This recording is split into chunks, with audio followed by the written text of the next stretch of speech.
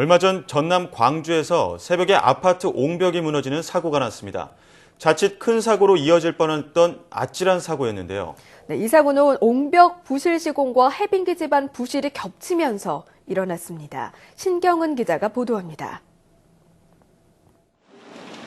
아파트 뒤편에 산허리가 무너져 내렸습니다. 주변에 주차돼 있던 차들은 흙더미에 깔려버렸습니다. 철근 콘크리트로 된 옹벽이 있었지만 제 역할을 하지 못했습니다. 소리 날 때가 팍 소리 났다는 게 차크닥 소리가 뭐 바싹 깨진 소리가 그냥 깜짝 놀라서 이것이 뭔 소리까 하고 있었는데 간신에서 막 방송을 하더란 게 그거 쪄가라졌다고. 토사 천여 톤이 유실되면서 주차 차량뿐 아니라 아파트 1층 일부를 덮쳐 놀란 주민들이 인근 체육관에서 불안한 하루를 보내야 했습니다. 소방당국은 도로 가장자리에 차량 30여 대가 묻혀 있는 것으로 추정하고 있습니다.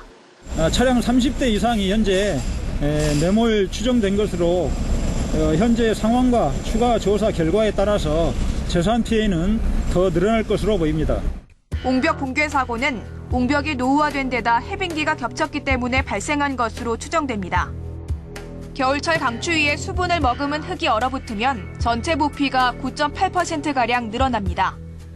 그런데 날씨가 따뜻해져 흙 속의 수분이 다시 녹으면 부풀었던 흙에 빈 공간이 생겨 균열이 발생하게 됩니다. 옹벽 안 집안이 불안정해지는 가장 큰 원인입니다. 또 흙 속의 수분이 밖으로 배출되지 못하고 그대로 고여있는 것도 옹벽의 붕괴 위험을 높입니다. 물에 젖은 흙의 결속력이 느슨해져 옹벽을 밀어내는 힘인 토압이 높아지기 때문입니다. 그러다가 녹으면 다시 또 흙이 푸석한 상태로 그대로 남아있게 되거든요. 그러면 흙 자체가 흙 알갱이들이 입자들이 서로 결속력이 없어져요.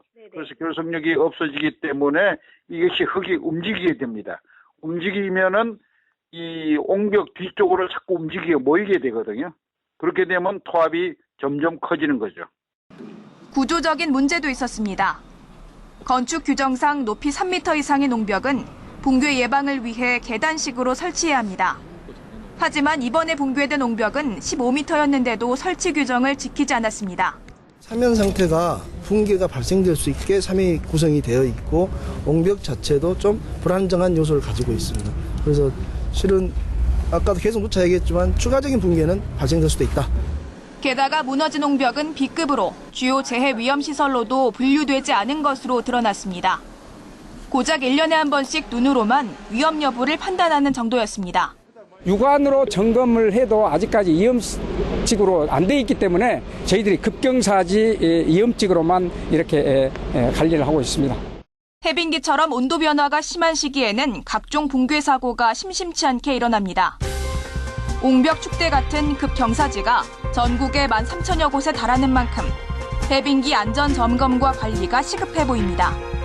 YTN 사이언스 신경은입니다.